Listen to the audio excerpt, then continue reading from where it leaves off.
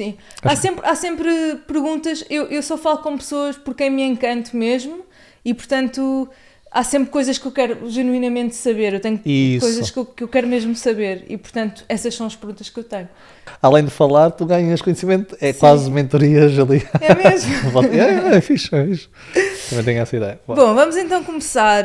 O Paulo Moreira é especialista em inteligência emocional, é doutorado em Psicologia das Emoções e Bem-Estar, é mestre em Psicologia Cognitiva e Social, é autor best-seller do livro Inteligência Emocional, é host do podcast Inteligência Emocional, é um homem que faz 1001 coisas, fala sobre um tema interessantíssimo e é uma referência em Portugal neste tema, não é, Paulo? Obrigado.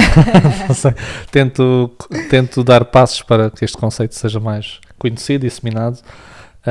E sim, é um trabalho que se tem vindo a fazer e felizmente tem tido boa aceitação, por isso estou feliz por isso. Sim, eu acho que cada vez mais é um tema que temos que pensar e mergulhar mesmo nele, não é? Porque agir só por agir na vida já é que, imagina, eu penso muito que antes estava na moda, por exemplo, fumar, era muito fixe fumar, agora está na moda ser consciente, não é? Então já é estúpido aquele que não pensa, não é? Tipo, já é visto como estúpido, é um bocado por aí. Não sei, digo eu, acho que está imenso na moda. Sim, fala-se muito na parte das manadas, dos carneiros, então parece que é isso. Mas o que é giro é que eu li uma frase que gostei muito que era somos todos carneiros, mas de rebanhos diferentes. É verdade.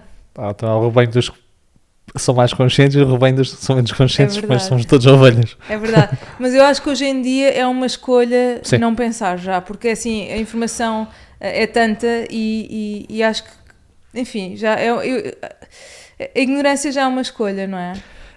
E por vezes, e pode ser uma escolha consciente, ou seja, eu escolho não me informar, pode ser uma escolha enquanto mecanismo de defesa, ou seja, prefiro não me expor a informação que possa ir contra aquilo que eu acredito, não é? Nós ficamos desconfortáveis quando lemos e vemos coisas que vai contra aquilo que acreditamos. Exatamente. E pode ser uma escolha não consciente, neste caso, que é, por isso simplesmente ando entretido, ando ocupado no meu dia-a-dia, ocupo-me e não dou permissão para realmente aprender, para pensar, para refletir. Há pessoas que não conseguem estar sozinhas. Sim, a gente está sempre a ouvir música, ou fazer qualquer coisa, ou com alguns amigos, ou, se estiverem sozinhas, com elas próprias, aquilo é a pior coisa. Eu vi agora um meme que era... gosto muito do humor. Então, o meme era assim. Alguém a dizer-lhe, trata o teu vizinho... a pessoa vai à igreja e depois assim o padre, trata o teu vizinho, ou ama o teu vizinho como amas a ti, não é? Como te amas, ama o teu vizinho como te amas. E depois vês a pessoa chegar a casa, o vizinho a dizer bom dia, e outra pessoa... Bom dia, seu otário, não vales nada, és mau em tudo. Então, por vezes, não conseguimos estar connosco. Brutal isso mesmo, é mesmo. Mas eu há bocado disse isto e agora, enquanto falavas, eu estava a pensar que realmente, na verdade, há pessoas que ainda estão muito no... Ou seja, querendo ou não, e existindo muito conforto no mundo já, ainda há pessoas que vivem muito em escassez por necessidade de sobrevivência, não é? E há pessoas que a prioridade é trabalhar e pagar contas e, portanto, efetivamente, sim, não pensar é uma escolha, mas há pessoas que não têm mesmo tempo a pensar, não é? Há pessoas que enfim, que a vida é casa, trabalho, trabalho, casa e, portanto, não há sequer um momento em que param por necessidade, não é? De sobrevivência. Mas Paulo, vou à pergunta base, principal, para desmistificarmos aqui o tema, que é o que é exatamente a inteligência emocional? É a pergunta que se coloca, claro. E é a grande pergunta para se começar.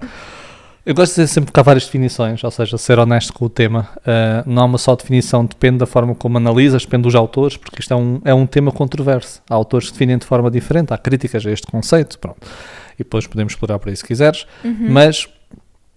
uma definição que eu gosto e que foi dada por Daniel Goleman, sim, sei perfeitamente. Sim, publicou o livro Inteligência Emocional em 1995. Não é o pai como muitas pessoas pensam, eu digo sempre que é o tio ou o padrinho, ele popularizou o tema. Ok, quem é que é o pai, por curiosidade? O tema original nasceu em 1990, 5 anos antes do livro dele.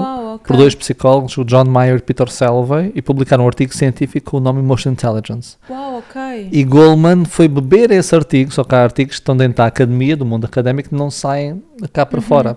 E há muitos. Então neste, Goleman era um escritor do New York Times, escritor da rubrica de ciência, ele conheceu, leu esse artigo científico, ficou fascinado e depois começou a investigar mais, não havia assim mais nada sobre o tema, então começou a fazer quase um pijaminha e criou o conceito dele.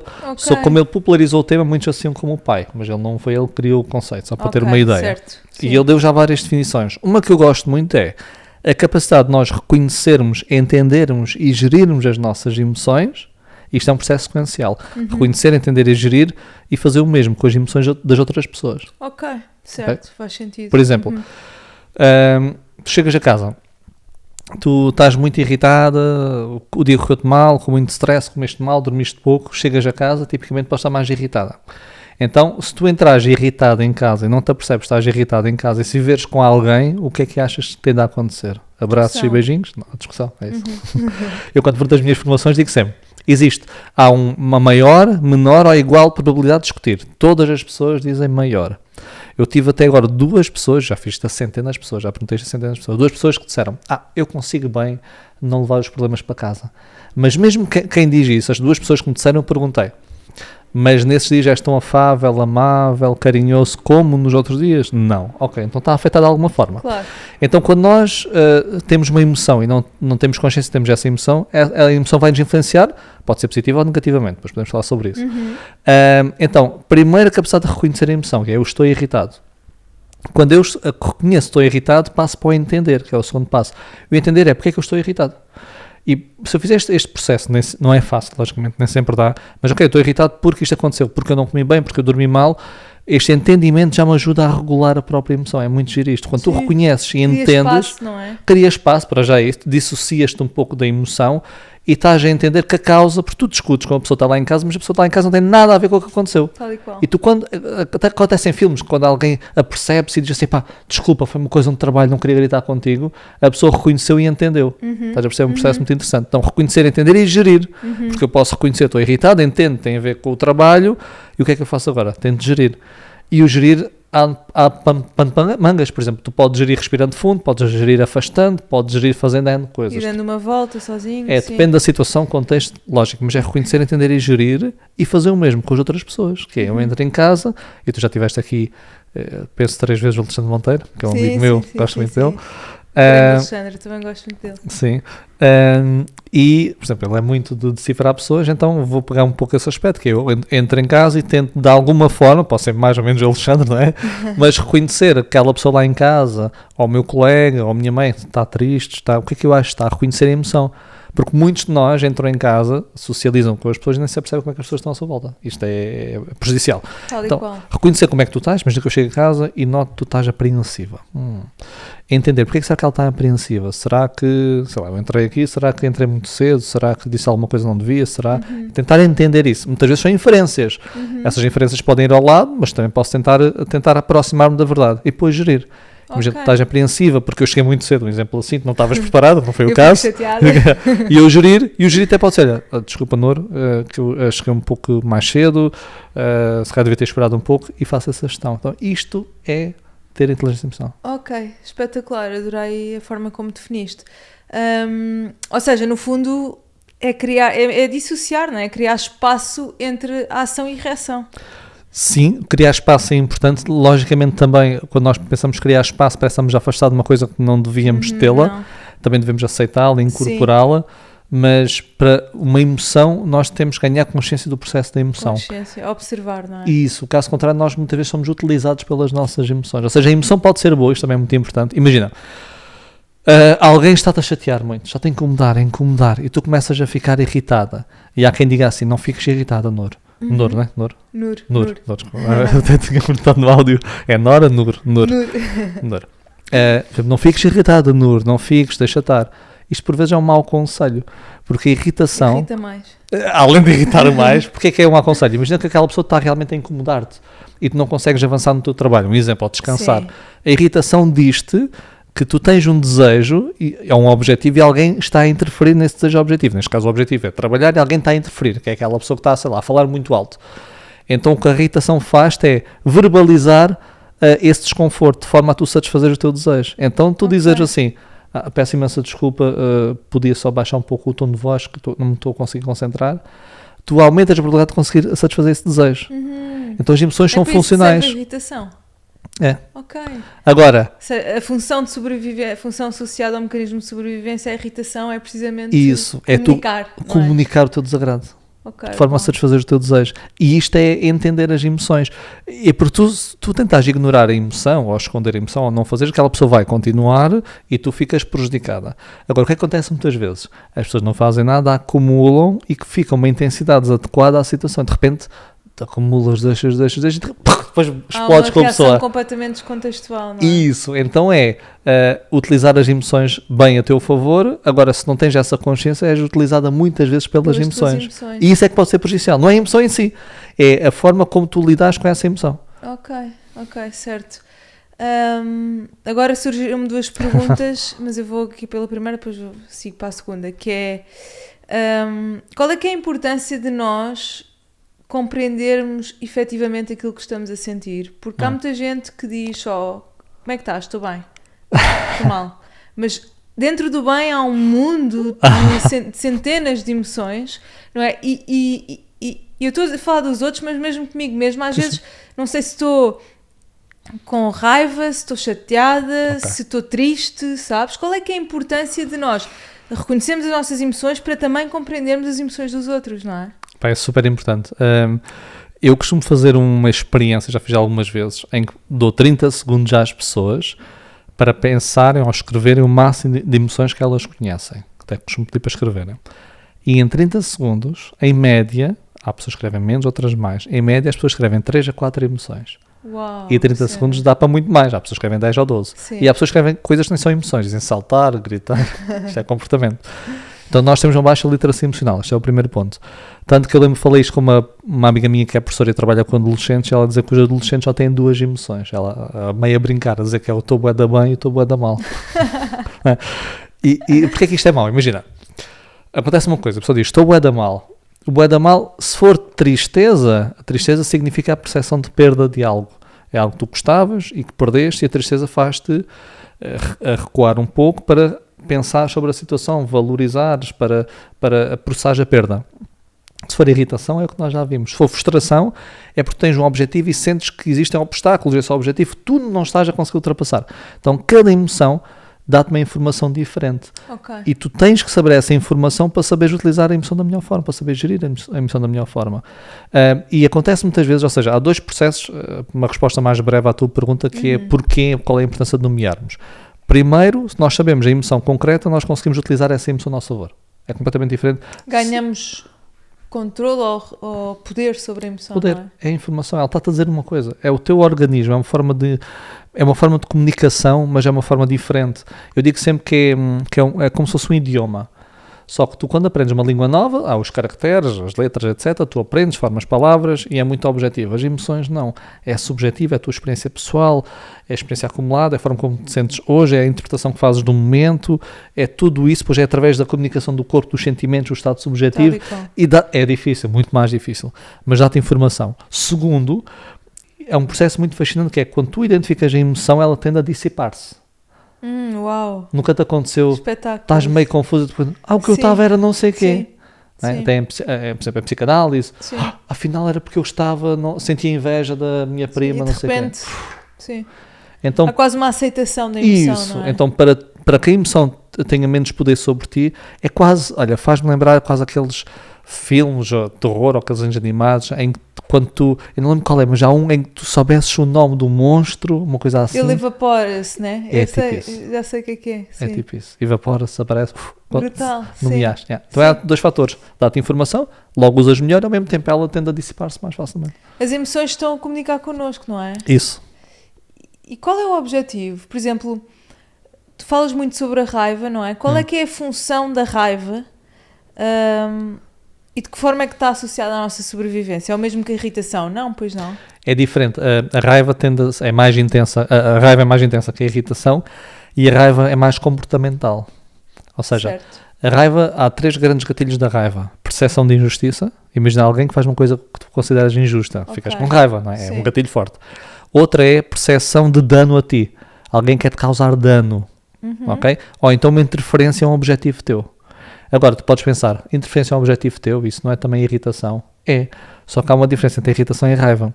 É quando tu achas que a irritação quando tu achas que a interferência é intencional, é deliberada, que a pessoa está a fazer de propósito, sentes mais raiva do que irritação. Uau, eu vou dar um exemplo. Há uma coisa que eu faço nas minhas formações, que é, tenho várias pessoas à minha frente e pergunto, alguém daqui tem filhos? Depois levantam os braços. Ok. E quem tem filhos, algum filho toca um instrumento musical? Há sempre alguém, ainda bem. E depois eu costumo perguntar qual é o instrumento. Já ouvi guitarra, bateria, viola. E depois eu pergunto assim, é sempre fabuloso ouvir o filho ou a filha a tocar. E só uma pessoa que disse, de resto, mas não estava a ser sincero, claro. As pessoas dizem sempre, não, às vezes fogo ao início. Ok. Depois eu pergunto, e sentes raiva quando o teu filho toca ou a tua filha toca? Raiva não. Mas sentes alguma irritação? Sim, às vezes, porque apetece descansar, chegas a casa, sim. E depois eu crio um cenário fictício que é, ok, dizes que não sentes raiva, sentes irritação, às vezes queres descansar e está aquele barulho. Agora imagina, tu chegas ao pé do teu filho, vamos supor que é um filho que toca guitarra. Chegas ao pé do teu filho, está a tocar guitarra e dizes, filho, a mãe está com dor de cabeça, podes por favor parar de tocar guitarra. E o teu filho olha para ti, olho no olho e faz assim, queres que eu pare? E toca ainda mais. Sim. E depois eu pergunto, achas que continua a ser irritação? Não. Então nós conseguimos entender, transformando e contando uma história e uma narrativa diferente, como é que as emoções podem transformar. Ok, certo. Muito interessante. Então é isso. A raiva é mais, eu acho que é intencional, que a pessoa quer me causar dano ou quer algo muito injusto. Sim. E é uma forma de tu defenderes, é uma forma de tu repor a justiça do mundo, é porque é comportamental. É engraçado, é porque a raiva sempre esteve muito presente na minha vida, isto sempre foi um tema e faz todo o sentido o que estás a dizer. Estás a rever aqui. De acordo com a minha história, acho que faz todo o sentido. Paulo, há muitas vezes ouvimos as pessoas dizerem, aliás, muitas vezes ouvimos as pessoas dizerem se eu sinto uma coisa então é porque é verdade. Gosto desses mitos. Eu também já li tipo grandes gurus a dizerem, tipo gurus espirituais a dizerem não acredites em tudo o que sentes. Ok? Qual é que é o risco de acreditarmos cegamente nos nossos sentimentos, não é? Porque eu sou uma pessoa muito de sentir, tá? Eu sinto e vou, mas também não sou tipo, não fico cega por isso. Há aqui equilibro muito o lado racional com a emoção. Mas qual é que é, ou seja, qual é o risco de acreditarmos cegamente nos nossos sentimentos? Isso é uma excelente questão. Geralmente há pessoas nos dois extremos, que ou são muito intuitivas, pode ser um pouco assim, seguir sempre a intuição, ou quase sempre, sinto, há qualquer coisa que é aqui, e há aquelas pessoas que dizem, nunca sigas a intuição, pensa 10 vezes, correr um plano. Analíticas, racionais. Isso. Tem que haver um equilíbrio, nós gostamos de respostas imediatas, não é? Certeiras, gostamos dessas coisas, gostamos daquelas frases feitas, nas emoções não existe. Então por vezes é bom seguir a intuição, outras vezes é bom refletir um pouco sobre a situação.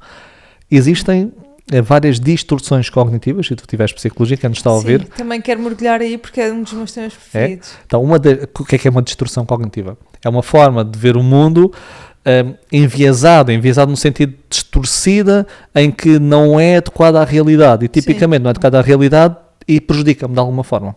Faz-me sentir mais emoções desconfortáveis, de maior intensidade, ter comportamentos menos adaptativos, etc. Isto é uma distorção. Isto é a definição de distorção. Uma das distorções estudadas é o chamado raciocínio emocional, que é o que estás a dizer, que é pensar com os sentimentos. Eu vou dar um exemplo familiar, não vou dizer nomes.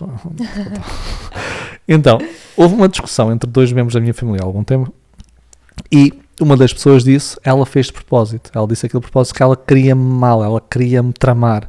E eu falei com a pessoa e disse assim, mas porquê é que achas que ela queria tramar?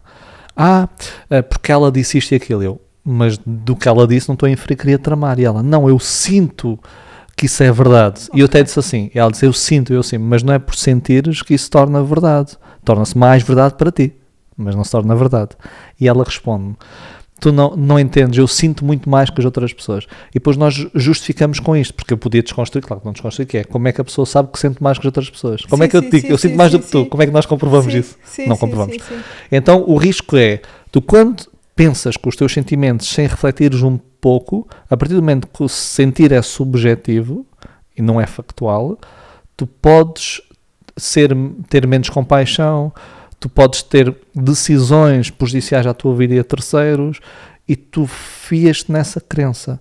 Há uma frase de Nietzsche que disse a crença que a força da crença não prova a sua verdade. Okay? Prova apenas é a força da crença. Então, se tu acreditas muito porque é verdade, para ti vai se tornar ainda mais verdade. É por isso que é bom, por vezes, colocar em causa aquilo que nós sentimos. Okay? As emoções são informação. Dá-nos mais uma peça de informação, mas não são a verdade absoluta, porque as emoções são associativas, distorcem, são simplistas, são subjetivas. Sim. Então, ou seja, como é que eu tomo uma decisão com base numa coisa tão subjetiva? Sim, okay? Eu acho incrível este tema e acho que há uma grande diferença entre tipo intuição e sentir, porque imagina, sei lá, intuição pode ser aquele gut feeling, isso. Não é? Mas há uma diferença entre isso ou ser arrastada por um sentimento, tipo, eu sinto mesmo e eu acredito mesmo nisto. E eu já ouvi inúmeras pessoas, tipo, em momentos de discussão, a dizerem, não, eu sei que é verdade porque eu sinto. E isso é mesmo uma distorção cognitiva, é quase criar uma narrativa para a própria pessoa acreditar naquilo que está a criar. Mas com isto perdi, o que é que eu queria dizer? Mas posso só acrescentar nisso, e disseste uma coisa muito interessante. Sabias que quando a pessoa fica presa nesse loop de pensamentos, o que acontece é que isso torna-se uma profecia autorrealizável. Porque eu vou dar um exemplo. Imagina que eu sinto, isto acontece imenso, que aquela pessoa não é de fiar. Sim. E o que acontece? Isto está estudado. Eu sinto que aquela pessoa não é de fiar. Então, se eu sinto que aquela pessoa não é de fiar, porque aquela pessoa é má, traiçoeira, ponto 1, eu não me exponho tanto a essa pessoa. Então, eu não me permito ver comportamentos que desconfirmem aquilo que eu acredito, ponto 1. Ponto 2, cada vez que eu estiver com essa pessoa, o nosso cérebro faz isso. O nosso cérebro vai procurar evidências que confirmam aquilo que eu acredito. Então imagina, ela faz 10 comportamentos positivos, o meu cérebro ignora, faz um negativo, tu nunca viste aquelas sei lá, aquelas reportagens de um vizinho que fez não sei o quem, agrediu, por exemplo, a esposa, sim. E algo diz assim, eu conhecia há 20 anos aquela pessoa, a mim nunca me enganou, ou seja, em 20 anos sempre se portou bem, mas aquele comportamento, então eu vou buscar, nem que seja até ao fim da minha vida, se há um comportamento vai ser muito mais sinalizador e intensificar e vai sobrepor a todos os outros. Sem dúvida. Então isto é perigoso, é porque essas pessoas que acreditam dessa forma, o que acontece muitas vezes é isso, no dia a dia, às vezes que a intuição falha, o cérebro não grava tanto essa informação. Agora, quando há match entre a sua intuição, por vezes vai haver match, não é? E aquilo que elas pensavam e aquilo que aconteceu, então aquilo vai ficar muito saliente e presente naquela pessoa. E são evidências que aquela pessoa vai buscar para justificar que aquilo é verdade. Nós vemos aquilo que acreditamos, não é? Sim. Isto é quase o lavar o carro. Há pessoas que acreditam que quando lavam o carro chove. Não sei se Sim. Eu sou essa pessoa. Agora, bolas sempre que lavo o carro chove no dia a seguir. Isso, e o que acontece é, imagina, quando lavas o carro e não chove, não é uma coisa, não vais já, hoje não choveu. É não tema. Agora, quando chove e lavas o carro, fica-te muito presente. Então, quando tu fazes uma retrospectiva, isso vai ficando mais saliente. Sim. Então, isto acontece também com a parte da intuição. Sim. E até há um tema aqui que tem muito a ver com isso do sentir, que é...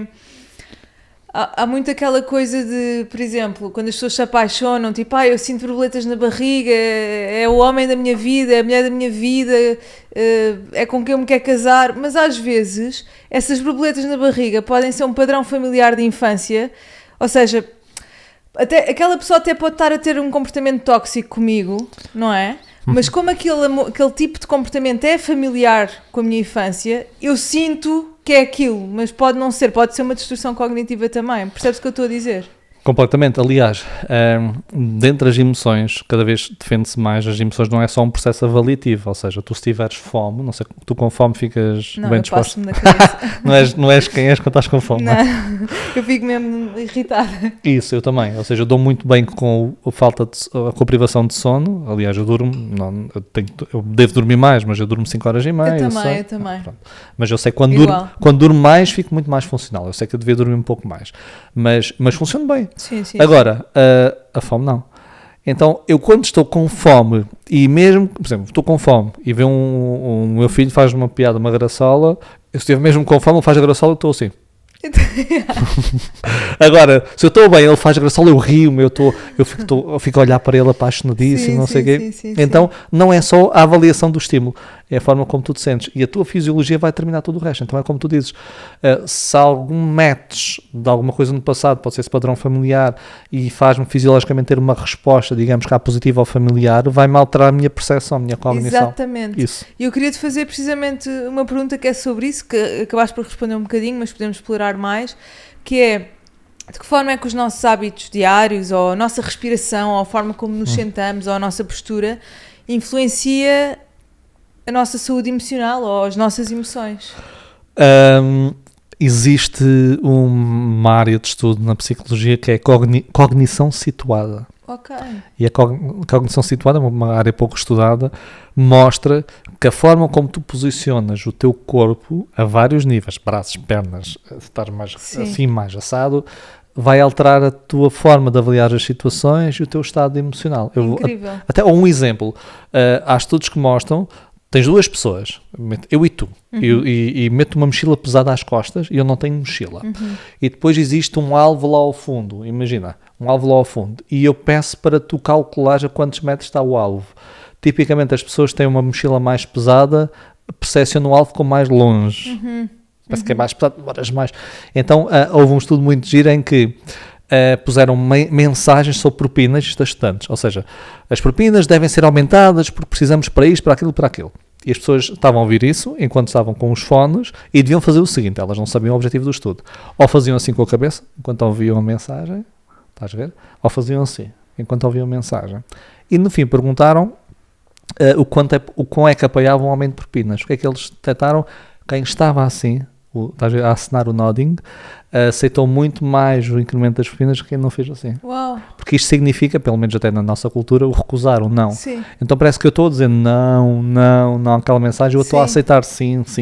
Até por isso que em técnicas de influência muitas vezes tens de fazer o cliente fazer os noddings algumas vezes, que é concorda, sim, não sei quem, sim, para estar a dizer sim a ti e às tuas mensagens. Então o nosso corpo, como tu te sentas, como tu mexes a cabeça, os braços, vai influenciar tudo isto, cognição, estado emocional. Incrível. Há muitas nuances, nós achamos que somos muito conscientes das nossas decisões, mas há muitas nuances aqui a contribuir. Sim.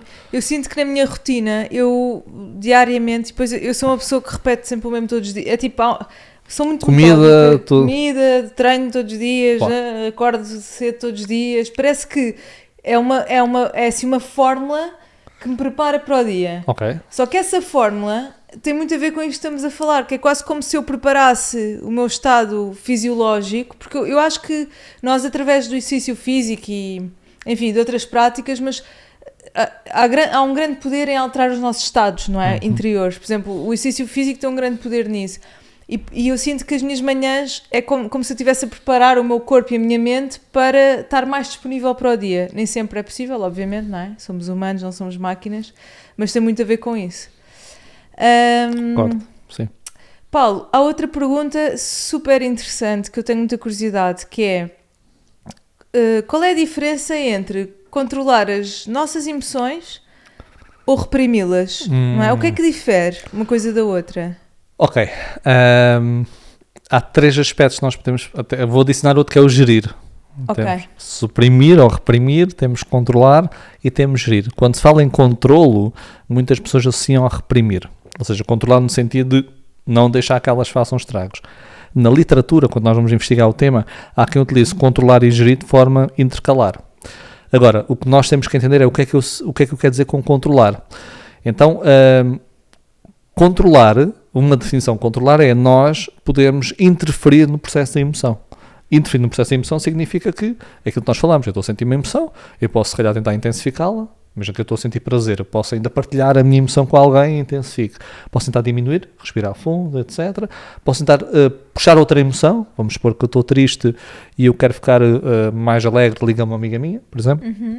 Posso fazer isso tudo. Há quem chame isso controlar e há quem chame isso gerir, só para perceber. Sim, é a diferença. É a diferença. Agora, nós não temos controle volitivo sobre as emoções. O que é volitivo? É que depende da nossa vontade a 100%. Ou seja, nós podemos, de alguma forma, interferir com o processo da emoção, mas eu não escolho que a emoção apareça ou deixe de aparecer. Claro. A vida perdia a piada, sim. Completamente. Há uma frase e tudo que eu gosto muito, do Thomas Matterson, que é as emoções são como ondas, não podemos impedir que elas apareçam, mas podemos escolher qual de surfar. Lindo. Ou seja, as emoções vêm, sim. Eu não consigo escolher a onda, eu fiz surf, porque eu vivi muito tempo no Algarve, Ok. então é verdade, eu vinha uma onda boa, outra má, etc. Isso eu não consigo escolher. Ou seja, a emoção vai surgir sempre a algum momento. Agora, conseguir surfar a onda, já tenho uma palavra a dizer. Mas mesmo assim, isto também é uma ressalva que quem nos está a ouvir, por vezes falamos disto e as pessoas acham, mas é difícil, etc. Nem sempre, mesmo que nós surfemos já 1 ano, 2, 3, 4, 5, nem sempre vamos surfar bem as ondas. Claro. Então é saber que por vezes vamos cair na onda e há ondas que nós temos que saber que não são surfáveis. Isto também é importante. Há ondas que nós não devemos surfar, que aquelas pessoas vão todas, não é? Sim, temos de ter cuidado. E reprimir é recalcar, é como se tu pusesses as emoções debaixo do tapete. Está uma frase Depois também... há um dia que vem uma rajada de ar. Isso, e aquilo... Há uma frase que eu partilhei, eu de vez em quando partilho frases no Instagram, sem reflexões. Há uma que lembrei-me e partilhei, que é: não podes varrer as emoções para debaixo do tapete e esperar não tropeçar nela. E muitas vezes varremos e depois tropeçamos nas emoções.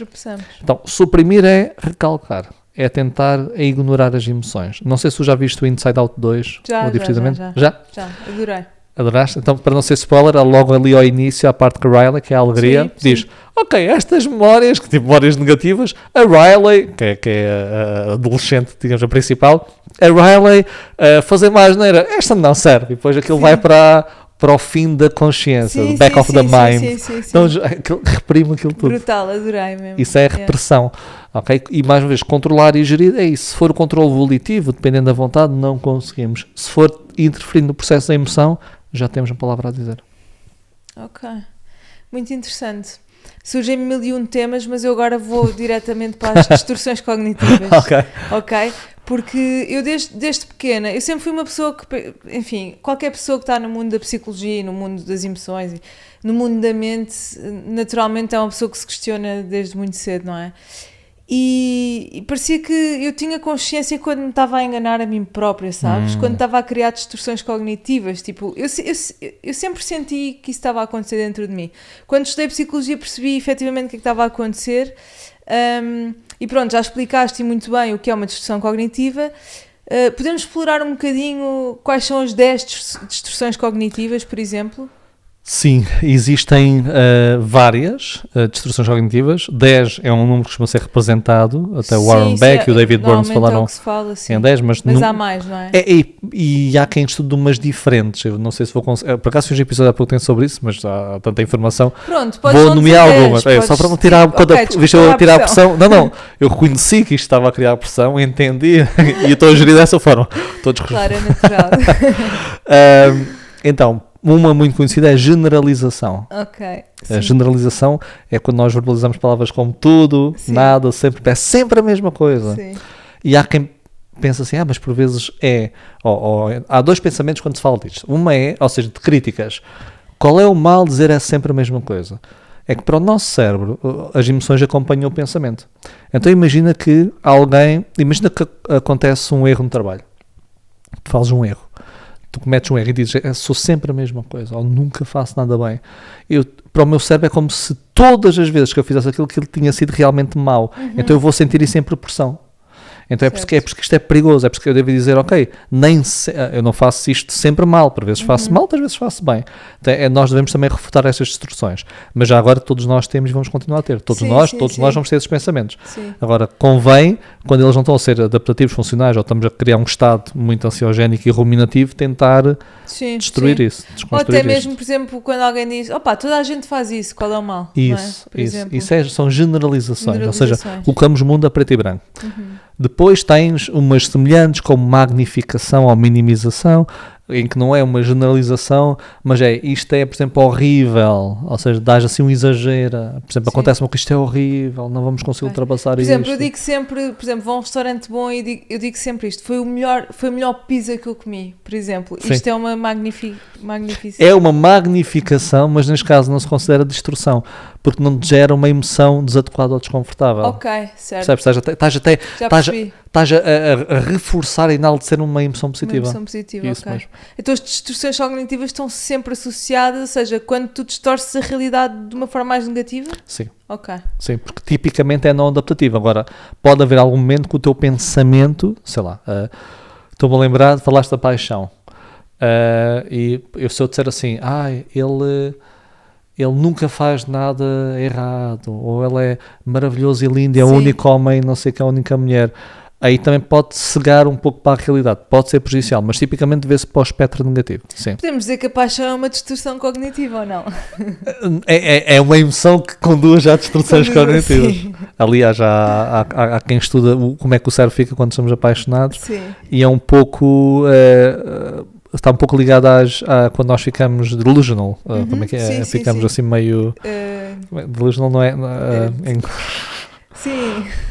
Não há uma tradução concreta, né? Não estou a lembrar, mas quando nós não estamos racionais, nós não estamos claros, nós estamos um pouco cegos, é a tal cegueira do amor. Então também pode levar a essas distorções. Tu tens o raciocínio emocional que eu já falei, o rotular é das piores coisas. O rotular é quando tu colocas um rótulo na pessoa, dizes que aquela pessoa é estúpida, aquela pessoa é arrogante, aquela pessoa é teimosa. Isto é perigoso porquê? Porque imagina tu achas que alguém é teimoso e tu vais falar com a pessoa e a pessoa não faz aquilo que tu pediste a primeira vez. Diz, pois, és teimoso.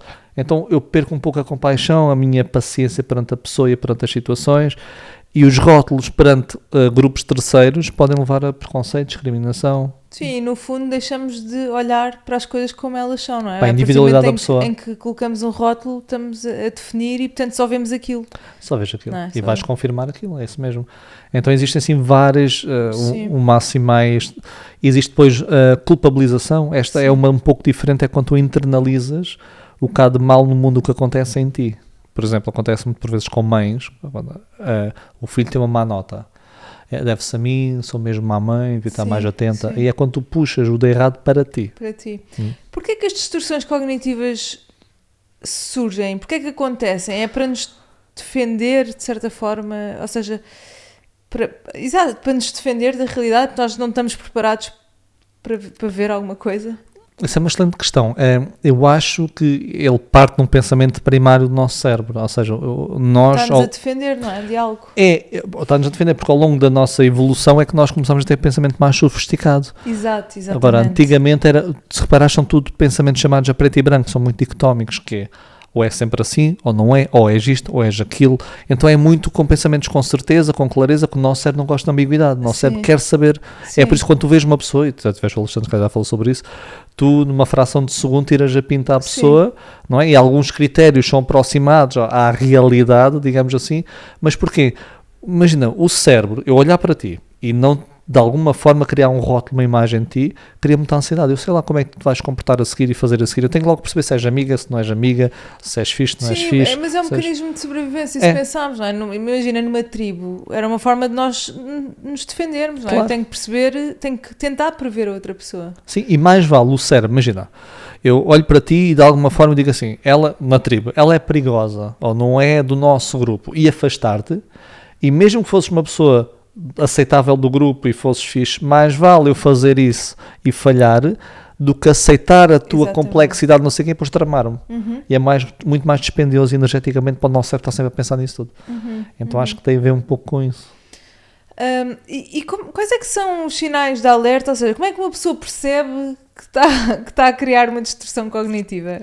Tu percebes, imagina, tu percebes. Como é que percebes? Através das palavras, ou seja, da narrativa que tu tens. Eu quando comecei a estudar este tema, quando entrei em psicologia, eu estava muito dentro deste tema e adorava isto. E tanto comecei a ser chato em casa, depois também tens resfriado isso que é. Não sei o quê, é sempre a mesma coisa, sempre. Todas as vezes, depois, lá estás tu com isso. Nunca dá, eu nunca. Ou já sei, há uma que é a profecia. A profecia é quando já sabes que uma coisa vai acontecer e que vai acontecer é errado. Ou seja, já sei que vou falhar neste teste. E às vezes a pessoa, já sei que isto vai correr mal, já sabe, isto é uma profecia.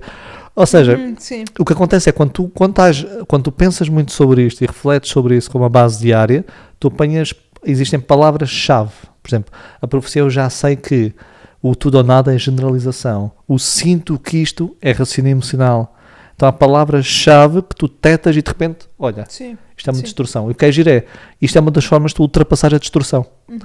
Porque quando tu tens um pensamento desse, tu achas que é verdade. Quando tu dizes é sempre a mesma coisa e não refletes sobre esse pensamento, tu assumes que é sempre a mesma coisa. Tu acreditas. Não ganhas consciência, não desconstróis e sentes dessa forma. Agora, quando existem é como se fosse um sino de alerta, que é sempre a mesma coisa. Olha, o sempre apareceu aqui. E tu de repente, mais uma vez, distancias, como disseste as emoções, mas distancias daquele pensamento e tiras força a esse pensamento. Logicamente isto é importante. Eu cometo um erro e digo que sou sempre a mesma coisa e nunca faço nada bem e de repente, espera aí, isto é uma distorção.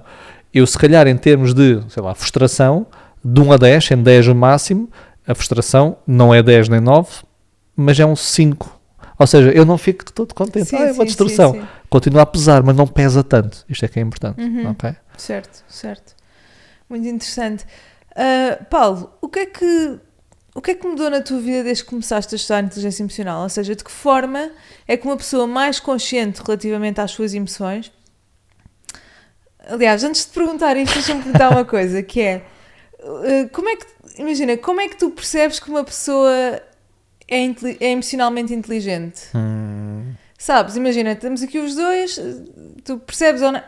Não sei, porque eu às vezes estou com pessoas e sinto, mas tu percebes, não é? Percebes a consciência que a pessoa tem relativamente às suas emoções.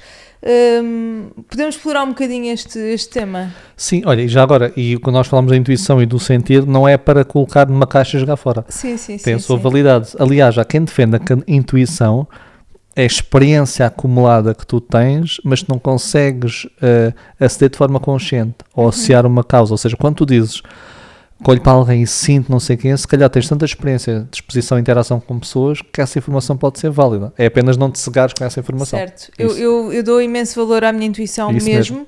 Eu só eu não ponho enquanto no palco principal, percebes? Ou seja, eu não lhe dou total destaque. É a minha bússola. Isso. Mas existem outras 1001 ferramentas para navegarmos. É como dizes, imagina, tu olhas para aquela pessoa e dizes assim, pai, não sei, não me parece ser confiável. Isso é bom, dizendo, fica alerta, mas deixa expandir e não tomes uma decisão definitiva com base nisso. Ou seja, não cries pressupostos já. Exatamente. Mas fica atenta, como disse, está aqui este sinal de alerta. Isso é bom. Agora, eu vou ver o que é que ela está a tramar, ela me não vai enganar. Aí já o teu cérebro já está à procura de falhas. Pronto, é só para dar essa nota. Quanto à tua pergunta, que eu estou aqui a enrolar e já me esqueci. Como é que tu percebes que uma pessoa é emocionalmente inteligente? É assim, tu se calhar, quando dizes que sentes, tu vês uma faceta, porque há várias facetas da inteligência emocional. Imagina, há pessoas, nós falamos como se fosse um bolo, mas tu podes ser muito boa a ler as outras pessoas de emoções. Imagina, Alexandre, se calhar ele reconhece muito bem as emoções, mas se calhar não é tão bom na parte da gestão. Ele próprio diz que é muito teimoso, tem pouca paciência, ele próprio fala isso. Só para quem não sabe de quem é que estamos a falar, o Alexandre Monteiro, decifrador de pessoas, só para as pessoas estarem também... Sim, do teu podcast. Sim. Decifrar pessoas. Sim. Um exemplo, tu podes ser boa a reconhecer as emoções, imagina, e isso é uma competência mais intrapessoal e não é visível. Eu estou a olhar para ti e estou a tentar percepcionar o teu estado emocional. Só que isto não é visível e eu posso ser muito bom nisso, mas se calhar eu não sou tão bom na parte como estou a relacionar contigo, percebes? Okay, certo. Então a parte relacional e de gestão das emoções é mais visível, então sinaliza pistas, mas mais ou menos eu posso ser muito bom, ao contrário, posso ser muito mau a gerir a minha emoção, mas sou muito bom a reconhecer a minha emoção, a ter consciência das mesmas, a entender. Então posso ser uma faceta muito desenvolvida e outra menos desenvolvida. Okay. É porque eu não consigo dar uma resposta completa. Sim, sabes? E final. Sim, concordo, acho que faz todo o sentido o que estás a dizer, mas por exemplo, eu sinto em ti, obviamente que tu estás dentro da área há muitos anos, és especialista em inteligência emocional, mas eu sinto em ti um feedback às minhas emoções, percebes o que eu estou a dizer? Ou seja, tu és uma pessoa que está presente, atento àquilo que eu estou a dizer e a sentir, obviamente estamos num contexto de podcast, mas mesmo quando chegaste aqui eu senti isso, e tu acompanhas, tipo... tu sorris, tu acompanhas isso, ou seja, e vê-se que é genuíno do teu lado, tu não estás, tipo, não vestes uma máscara e tipo sorris para eu sorrir, não é isso que eu estou a dizer, mas eu acho que tu dás-me assim um feedback constante emocional. Não tens medo de desligar a câmera e eu a seguir puxar assim uma coisa creepy. Ok, não. Sim, É mas assim, percebes o que eu estou a dizer acerca do feedback? Estás a ver aquela cena do neuroespelho? Isso, neurônio espelho. Sim, ou seja, eu estou a perceber o que estás a dizer, e é a parte mais visível, é que chama mais atenção. E o rapport das emoções, há estudos que mostram que quando tu colocas duas pessoas numa sala fechada sem comunicar, a sua fisiologia começa a emparelhar. Pois é, isso é um estudo muito antigo, não é? É a sincronicidade. Sim. E há mais estudos agora recentes, começaram a ser antigos. Deixa de estudar, se calhar. Mas continua a haver. E depois quanto mais as pessoas, quanto mais a afinidade, imagina se fôssemos um casal e estamos sentados os dois, eles sincronizam muito mais rápido. E depois pessoas apaixonadas. Depois, ou seja, há a mesma hierarquia, tipicamente são as pessoas apaixonadas, depois são, sei lá, pai e filho, mãe e filho, e depois são grandes amigos, é giro ver isso. Depois desconhecidos, mas mesmo os desconhecidos sincronizam. Pode demorar muito mais, e a sincronia não é tão efetiva a 100%, sim. Percebes? Então significa que tu se calhar apanhas uma sincronia maior em algumas pessoas, porque tens uma afinidade maior com essas pessoas. Então, se calhar alguém que consiga espelhar de volta em ti, seja simpática e tenha esta afinidade, tu sincronizes mais rapidamente e sintas isso. Okay. Faz sentido. Tu se estiveres muito em contato com a tua fisiologia, faz sentido sentires isso. Ok, mas uma pessoa que estuda inteligência emocional, achas que tem mais essa... Como é que eu te explico? Tem mais essa capacidade? Eu vou dar um exemplo. Uma das formações que eu tirei, existem 3 grandes correntes mundiais e eu estudei as 3 para perceber as diferenças, 3 diferentes. Uma delas foi mudada por um dos psicólogos mais conhecidos e um dos impulsionadores deste conceito a nível mundial. É um psicólogo da Universidade de Yale, que é o David Caruso. Uhum. E o David é um dos primeiros fundadores da primeira corrente. Tínhamos o Peter Selvey, o John Mayer, o David Caruso, entre outros. Essa certificação foi muito fixe, eu fui mesmo à Universidade de Yale, tivemos lá a formação, aquilo foi super porreiro, e estava eu em um grupo de 7, 8 pessoas, pronto, de vários países. O David entra, com o David Caruso. O David Caruso é uma das mentes brilhantes sobre este conceito, estudioso, investiga, escreve livros, etc. Ele entra, eu pensava que o David ia ser superstar, né? Tipo rapport. O David entra, estávamos assim meio, não é em círculo, estávamos assim meio círculo, meia lua, ele entra e baixa assim a cabeça, faz assim, e vai logo assim. Okay. E eu tinha um pouco essa ideia, eu, assim, what? Tipo, o que é que aconteceu aqui? E nos primeiros dias da formação, primeiro e segundo dia, era bem awkward, mal olhava, fazia uma pergunta, foi muito estranho. E depois percebi que é o traço de personalidade dele, ou seja, ele é mais introvertido, mesmo assim dá muita formação, muitas pessoas introvertidas, mais fechado, não se conecta tanto, e ele tem um conhecimento profundo sobre o tema. Então eu tinha um pouco essa ideia, mas não, tu podes ser um crânio sobre isto, muito estudioso, mas não conseguires refletir isso comportamentalmente. Sim, percebo o que dizes, e isto acontece em todas as áreas, não é? Enfim, eu acho que principalmente... Qualquer área em que tu estejas, eu acho que, em primeiro lugar, tu começas essa auto-investigação para ti mesmo. Pelo menos eu em tudo aquilo que estudei, foi uma busca constante para a minha própria mente, porque eu não a compreendia, não é? Eu não compreendia as minhas emoções. E se calhar contigo foi o mesmo. Ou seja, não significa que sejas incrível na inteligência emocional, mas significa que houve alguém em ti, houve uma lacuna, não é uma lacuna, mas houve alguém em ti que despertou isso, não é? Sim, uma necessidade. Aliás, mesmo em investigação, diz-se muito que não existe research que é pesquisa, existe me-search. Que giro. Grande parte dos temas de vários autores deve-se a alguma coisa na sua vida que os fizeram estudar isso. Então tem que ser um gap, uma lacuna, uma necessidade, um querer ajudar alguém, alguma coisa te move. Nunca é do zero, nunca é do vazio. Ok, certo. Paulo, incrível. Olha, vou-te oferecer aqui um livro da Alma dos Livros. Boa! Um presente do nosso patrocínio. Richard Bandler. Tenha a vida que queres. Não estou a dizer que não tens a vida que queres, mas desfruta. É aquela câmara ali. Vou-te fazer mais 2 perguntas e estas faço-as a todos os meus convidados. Pergunta-chave. Ok. Posso pôr aqui ou tenho? Força, sim. Pôs aí. Até para beber chá. Sim, bebe chá, não bebeste. Chá de quê? Já bebeste o chá todo? É chá de matcha. Chá verde. Gosto. Se hoje fosse o teu último dia na Terra e fosses morrer amanhã... Estou a brincar. Está a ficar um bocado... Está a ficar creepy. Mas se hoje fosse o teu último dia na Terra e pudesses deixar uma mensagem ao mundo, qual seria? Não tenho que ter É a necessariamente minha a ver- vida só que vai acabar ou é de todos? Tipo, curtam. É a tua. Não, é a minha. Há uma frase que eu ouvi numa palestra que eu até já disse ao palestrante, estou a usar a tua frase. Ele, não, eu ouvi essa frase do outro lado, não se consigo ver a origem, mas nós devemos ser mais amigos das nossas emoções. Eu vejo, há muita guerra, principalmente com as emoções desconfortáveis, ou seja, a raiva, a frustração, a ansiedade, nós queremos é descartar, nós queremos é tirá-las da nossa vida e há muita esta guerra. Então, nós é que não somos amigos suficientes das nossas emoções. Às vezes dá-me pena quando penso isso. Imagina teres um cão e o cão ladra quando pressente perigo ou quer-te ajudar. Mas como o cão ladra e é desconfortável para ti, dás um pontapé no cão. Ou metes estás a perceber? Muito forte esse exemplo. Mas eu às vezes sinto isso. Então a emoção está-te a ajudar, está a dizer alguma coisa. É tal a irritação, mas está a dizer, Nur, tu queres acabar isso e aquela pessoa está a interferir. É quase tens um amigo, Sim, tá? sim, E sim. tu, cala, não sei quem, não penses nisso. É quase, dás um pontapé na emoção. Temos de ser mais amigos das nossas emoções. Sim. Até porque se formos amigos é como um cão. Quando o cão ladra, quem tem cães, o cão ladra e tu de repente vais ver o que se passa e muitas vezes não é nada e dizes, olha, não é nada, já passou e ele cala-se. Ou estamos a pontapear o cão, não resulta. Então ser mais amigos das nossas emoções. Incrível. Até há um poema do Rumi que fala, agora não sei o poema de cor, mas que fala muito nisto, desta nossa capacidade de olhar para as emoções como nossos convidados, que chegam à nossa casa, Isso. bebem o seu chá e depois Matcha. saem. Matcha. E depois sai.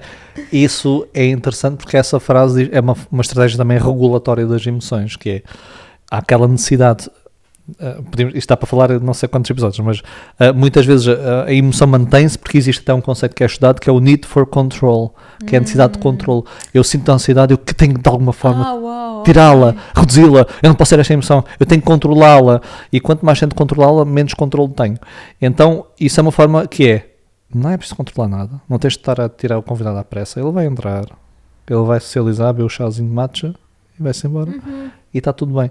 E mesmo que seja um convidado que eu não gosto, que fale Sim. muito alto, Sim. mas ele vai sair. Quanto mais eu tento que ele saia à força, mais ele fica, não é? mais ele fica. Então essa frase do Rumi tem muito a ver com uma estratégia que é isso, não é fácil, que é aceitar que é mais uma emoção no meio de tantas outras emoções. Tal e Gosto qual. muito dessa frase. Boa. Muito bonito. Última pergunta. Se pudesses recomendar um livro e apenas um Olha. livro ao mundo, qual seria? Só um livro ao mundo. Só um. Tantos. Só um ao mundo. Olha, cada um tem objetivos e propósitos diferentes. Eu vou deixar este, gostei muito, que é o Pensar Depressa e Devagar. Não sei se já leste. Daniel Kahneman. Amo. Li pai há 7 anos. Grande livro. Eu acho que nunca. Não, eu já reli o livro do Goleman, mas eu quase nunca releio livros. Eu sei que esse já reli. Eu nem Sim. consigo, acho que reli 2 até agora. Sim. E esse reli é um livro grande, é para Grande, 600 páginas. enorme. Dá para almofada e dá para ler Sim. e almofada.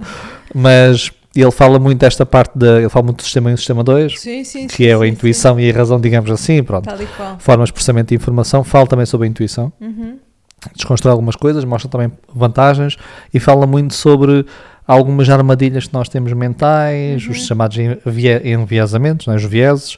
Então eu gosto, que é um livro muito rico, bem escrito, uma pessoa não precisa ter um ganho de conhecimento em psicologia, não, está bem escrito, muitos estudos. E tem para aí 10 anos e está super atual. Sim, ou mais, e está super atual, ou seja, eu gosto muito desse livro, dá-nos muito insight, compreendemos melhor o nosso cérebro, com informação fidedigna. Então há mais, mas esse é o que eu deixo É aqui. um grande livro. É. Boa, Paulo, adorei falar contigo. Então, por- Mesmo, foi muito bom. Não te vou assassinar a seguir, está descansado. Agora estou com medo. Agora vou deixar Estou a as câmeras ligadas. voltar a ideia. Onde é Não que as foi pessoas te prazer. podem encontrar? Seja workshops, palestras, cursos que dês, Instagram? Sim, se calhar o Instagram, eu tenho lá na minha bio os links, paulo.jmoreira Ok. no Instagram. No LinkedIn também estou, Paulo Moreira. E tenho um site que é treinointeligenciaemocional.com. Boa, perfeito. Obrigada. Foi um prazer. Adoro.